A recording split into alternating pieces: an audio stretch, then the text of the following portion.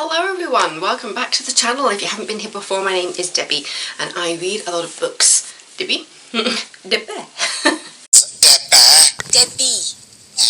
Yeah, it feels really gloomy today. It feels really dark. I had some training at work this morning and now I'm going to talk to you about The Club by Ellery Lloyd. This was one of the Reese's book club picks, Reese Witherspoon's, which I feel like I'm reading a lot of those at the moment. This was read by Tamarind Payne, and I think I've read something that was voiced by her before as well. Yeah, she was also on The Family Upstairs by Lisa Jewell, so she's got a very good voice for audiobooks, I will say that. Alright, let's just get straight in with the blurb for this and then I'll go into the ride that happened when I was listening to this audiobook. There's no place like home. The Home Group is a collection of ultra-exclusive private members clubs and a global phenomenon, and the opening of its most ambitious project yet. Island Home, a forgotten island transformed into the height of luxury, is billed as the celebrity event of the decade. But as the first guests arrive, the weekend soon proves deadly, because it turns out that even the most beautiful people can keep the ugliest secrets, and in a world where reputation is everything, they'll do anything to keep it. So it's 9 hours and 23 minutes, so I've definitely done longer, so it felt like a breeze to get through, and it's in crime, thriller and general fiction. It feels slightly similar vibes to another book that I listened to, which was The Villa by Ruth Kelly. Just with the way it was set up, where you go into it knowing somebody has died, and then you're looking back on what feels like a very exclusive club. I mean, like in The Villa it was a reality TV show, and in this case it's the exclusive club, which lots of celebrities are involved in. I just felt like they had very similar vibes. So if you liked The Villa by Ruth Kelly, I think you'll probably enjoy this book, because it just felt very similar. So I will say, you're following a few people, all with grudges. You start off by finding out that on this island somebody has died. It was a very exclusive celebrity party. You've got all these celebrities coming out and saying, no, I did not die. And you're trying to figure out like who did die on the island, which is where I started thinking of The Villa, because that involves somebody dying on an island. The best way to put it. But yeah, this book very much goes down the idea that when you're rich and famous you can get away with murder, which is a theme for a few people in this book. So yeah, so the owners of the club are Ned and Adam, and you find out through other chapters that kind of both of them have pissed people off over the years. Very Harvey Weinstein type. People at the top getting away with things they shouldn't be getting away with, and people letting them. Oh, I did not know that Ellery Lloyd was a husband and wife team. I just found that out, good to know. So yeah, the point of view, you've got Jess, Adam, Nikki and Annie. There's a lot of people in this book, which did make it slightly difficult to follow at times. I did find it was a good book. There was a really good meaty mystery kind of at the heart of it, and I say that it's quite a few different mysteries that you find out as the book goes through, because you find out that Jess, Nikki and Annie all have their own secrets and reasons for not liking people at the top of this company. I was very aware of, when it came to some of the accents involved, there were accents that kind of hinted at kind of American-British crossover, which I wasn't sure if that was on purpose or not, but there's some American accents that just had a slip in of a bit of an English accent, which I think was there to highlight kind of like the idea of the movie star that travels around a lot. As you go through and you realise there's more people dead than you realise, or you've got all these famous people coming out and saying, well, I've had to put out a statement saying that I'm not dead even though I was on the island. I think it's just that there's so much going on in this book. It feels really a bit, I don't know how, it's hard to talk about this book, I don't know why. Because when I got to the end, it was just like, oh, that was good. But I remember as I was listening to it, there were certain points where it was like, wait, I feel like I need to rewind it to just clarify whose point of view I'm hearing from here. Because you've got the story of somebody whose parents died in a car crash and who they think is responsible for that. And then you've also got the story of a girl who was hired into the home group as a teenager, and the influence and the way she was treated through that. And then you've also got the person who kind of like worked near the top and let the top get away with things that they shouldn't have gotten away with. And yeah, so it's just like you've got all these overlapping things happening, and how things do come together it's kind of messy, but in like an organised mess. If I had to give this stars out of 5, I'd probably put it about 3. Like, it was enjoyable, but there were also certain things that just left me a little bit confused. The fact that it starts off with you knowing that something has happened, and then you're going back and trying to put all those puzzle pieces together. I mean, I like a good puzzle, but throughout so much of it, through the point of view, you felt like you were listening to 3 completely different puzzles. Not 4, 3. And though there was a bit of overlap, by the end of it, it still kind of felt like 3 puzzles still. That's the best way to describe it? 3 separate puzzles that kind of overlap, but ultimately still 3 individual puzzles? Probably. Because like, just when you think that you figured something out, there is like a little spanner in the works to say, oh no, maybe you haven't quite interpreted this correctly. But there was one part of the story where you've got somebody so hell-bent on a certain piece of information, and I was there on top going, no, you're not paying attention, like, use your noggin, obviously what you saw isn't what you saw, think out of the box. The idea of like, they think they saw somebody, but it wasn't that person. It was just somebody that kind of looked like them, or like, you know, how you can have like everything in front of you, but you still can't see it. That was one of the storylines in there, where I was just like, this person really needs to step back and see the full picture, because they're honing in too much on one particular part of the puzzle. They can't see everything. They can't see how everything comes together. And so this one person, I was just like, really, you need to step back, because if I can see it, you should be able to see it. It is one of those moments where the reader is more in the know than the person's point of view that you're seeing from at that point, which is an interesting place to be in as a reader, where you have more information than the character does. I see a description here, thinking of it as like a locked room mystery. Kind of, I guess because of the island, it could only be people on the island, so you know that, but then there's little elements to thinking, but is it just on the island? You know, did somebody leave, for example? Because there is a thing about an email coming out saying that somebody has gone to London, and it's just like, then they don't appear to be on the island anymore. They appear to be on the island anymore. But yeah, when you just looking at these 3 different characters, it did take a little bit for me to kind of get into my head like who was who, and who each person had a grudge against, and just how it did all fit together. It was ultimately entertaining, and when you get to the end and you realise just how everything does fit, and you're just there going, okay, that does make sense. But then you're still kind of picking things apart a little bit, thinking back on things. I think it's also because for one of the characters, they are referring to things that happened when they were a child. And that one is Jess. When it comes to the female characters in there, I think there were times when I feel like the personalities overlapped a little bit, which made it a little bit hard to pay attention to who was who. And so I did kind of have to have a small break while I was listening to thinking, okay, who is this person talking now? What is their story, and where do we go from here? Nikki, she's had a big secret that she's been keeping for a very, very long time. It's Ned's younger brother, Adam, sacrificed his own marriage to be Ned's right-hand man, kind of like the head of membership and stuff. You've got Annie, who's essentially like the PR person.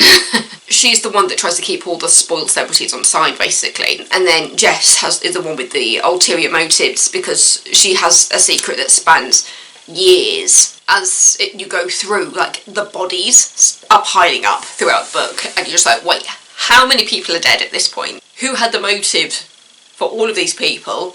Or does everybody have a motive for one person, or were they all working together? It's just like, ugh, there's so much going on, there's so much backstory, there's so many characters that I do wonder if it would have been a lot easier to pay attention to if they'd focused on maybe just 2 of their storylines rather than 3. Because, as I said, there were points when I was reading and just thinking, this does not feel like there's a full connection here, and even by the end I was still thinking this still kind of feels like 3 separate puzzles that are maybe on theme. Maybe. This is definitely a puzzle book.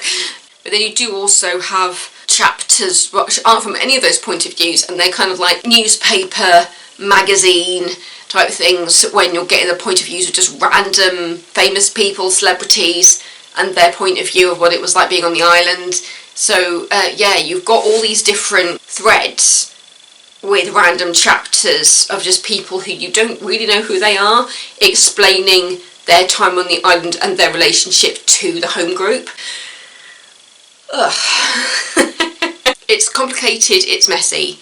At the end of it, it was one of those endings that was satisfying and not satisfying at the same time, because you feel like there's somebody who didn't really get their comeuppance at the end. But I think it's also kind of a comment on how the elite can get away with things, and they can just throw money at things. So it did feel like a bit of a social commentary on the rich and the elite and the famous, when you've got like the plebs around who are just like, I hate you for a reason, and I wish I had the evidence against you, but even if I did, I'd be at rock bottom. Like, there's no way out.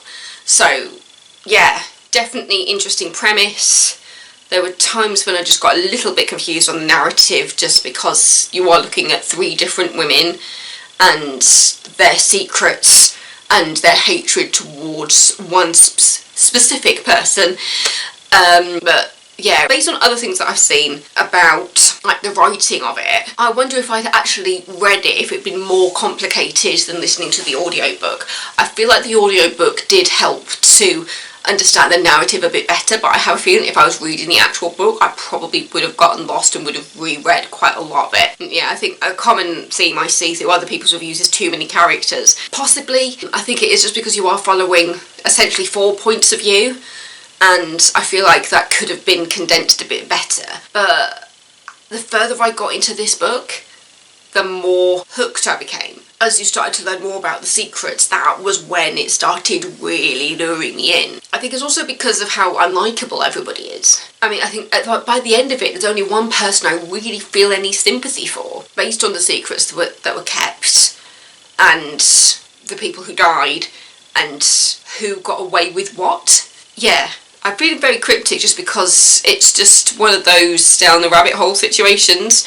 Like, the further you in, the more stuff is going on. But yeah, I think there was just a point when I just thought there was only one person really by the end of it that I had any sympathy for. And then there was somebody else who I really wanted to see them get their comeuppance for what they did, and you just don't get that. I think I can kind of understand why Reese Witherspoon would have put it in one of her book club reads, because it seems like something that you would make so much more sense on film. I feel like that if anybody decided to turn this into a movie, they really could figure out that narrative, be faithful to the story while still telling the story better.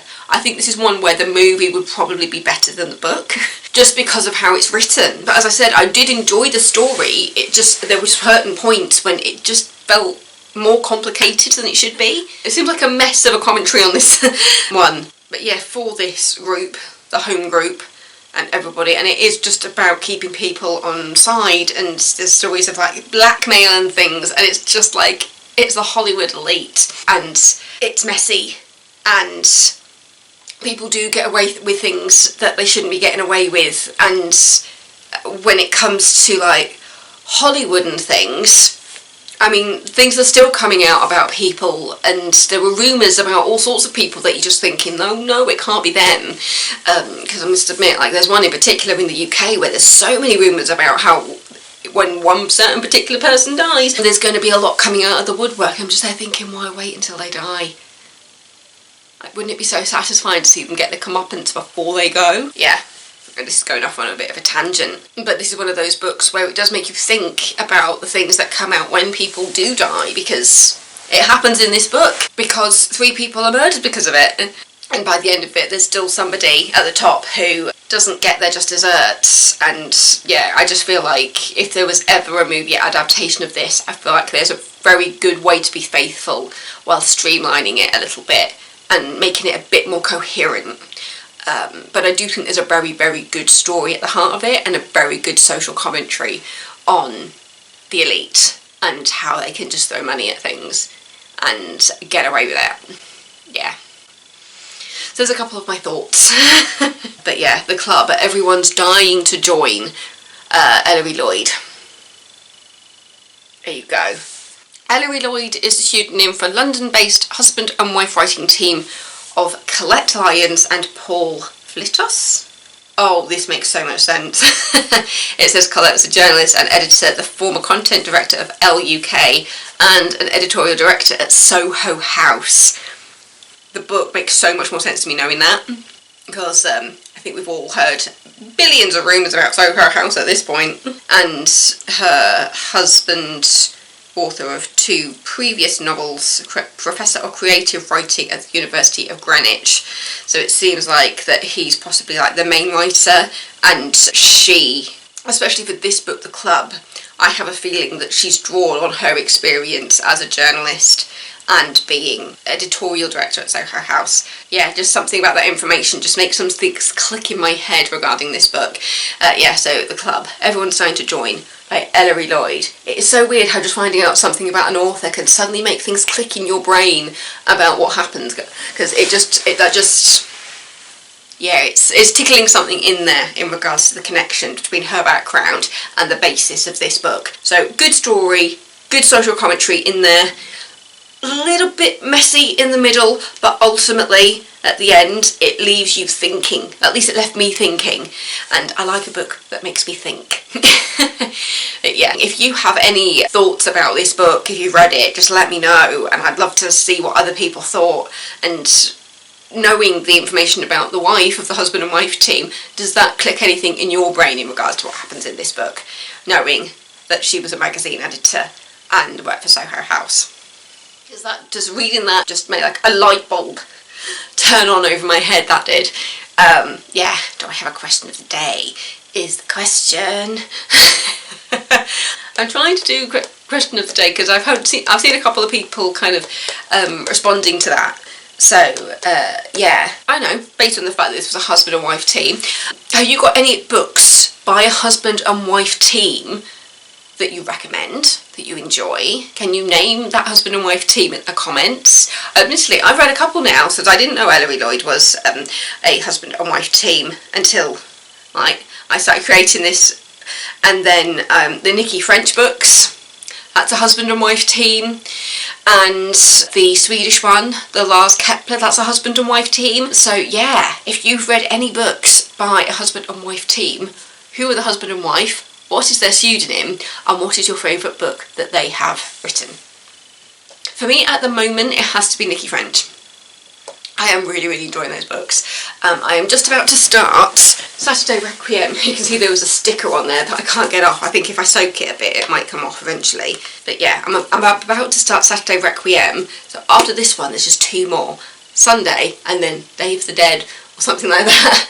So I can't believe I've only got 3 more books left of this. So I haven't started it yet, but I'm not too far towards the end of The Dream House by T.M. Logan. That was my set book when I've been filming at Emmerdale. By the time you see this, it might have actually aired.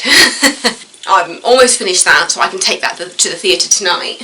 And then I think I might take Saturday Requiem with me tonight, just in case, because I don't have that far to go. I might actually get a chance to finish that. So, yeah. Thank you so much for watching. Don't forget to subscribe, and I will see you next time with another video. I love you all. Goodbye.